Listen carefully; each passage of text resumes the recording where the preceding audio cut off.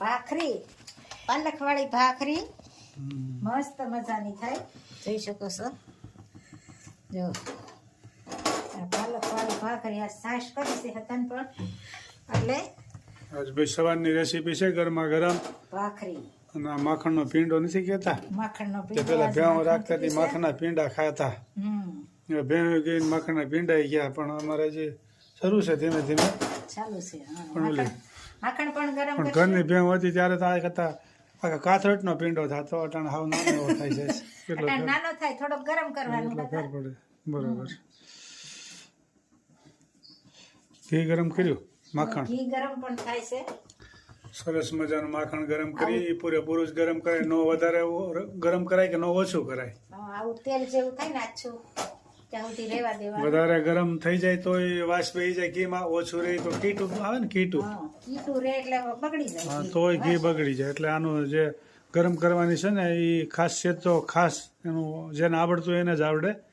જેમ ચા બનાવે એમ ન કરવાનું હોય ગરમ. આછું પાણી જેવું કરવાનું, આછું થઈ જાય ત્યાં સુધી રાખવાનું આ રીતે. સરસ મજાનું ઘી ગરમ થઈ રહ્યું છે. કીટું હોય ઈ નીચે બેસી જાય પછી ગાળી લેવાનું. અને મસ્ત મજાની સવારની ભાખરી પાલકવાળી, અને કોમેન્ટ પણ સારી સારી આવે છે.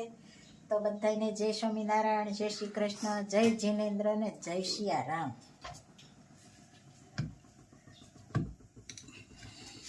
આ મસ્ત મજાની ભાખરી પાલકવાળી સ્વાદિષ્ટ લાગે છે. પાલકવાળી ભાખરી સ્વાદિષ્ટ લાગે છે. અને બાને પણ કે બાએ કે પાલકવાળી ભાખરી બહુ સારી લાગે છે.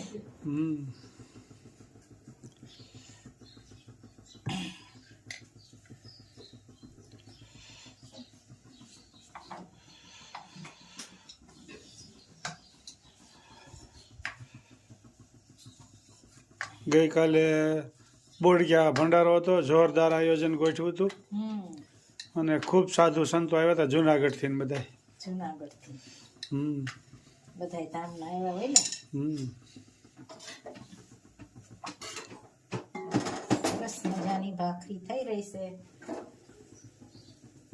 ફૂલેલી હો.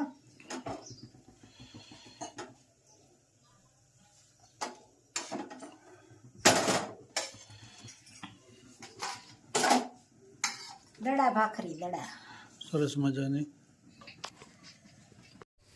આવો રામ આવો રામ, વેગે વેલા આવો મારા રામ, ભવસાગર યુતારો મારા રામ, દુઃખના બેલી આવો મારા રામ, પંચાળીના શિરજ પૂર્યા, 999 મારા રામ. આવો રામ આવો રામ, વેગે વેલા આવો મારા રામ, દુઃખના બેલી આવો મારા રામ, કુંવરબાઈના મામેરા પૂરા, પૂરાય પરમ પાર રામ.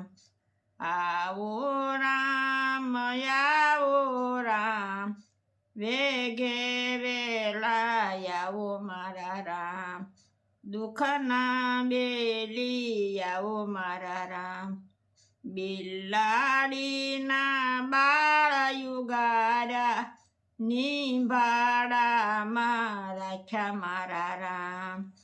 આવો રામ આવો રામ, વેગે વેલા આવો મારા રામ, દુઃખના બેલી આવો મારા રામ.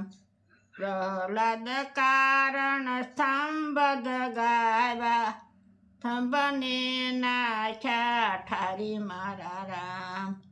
આવો રામ આવો રામ, વેગે વેલા આવો મારા રામ, સુજન બારે તેલ યુકાળા, તેલ કડા ઠારી નાખ્યા મારા રામ.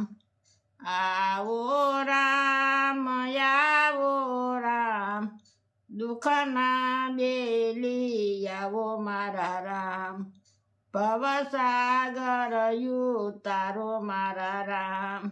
જય જય સ્વામિનારાયણ. સર ખૂબ સરસ મજાનું ગાયું. જે ભક્તોને ભીડ પડી હતી ત્યારે ભગવાને બધાને સહાય કરી છે.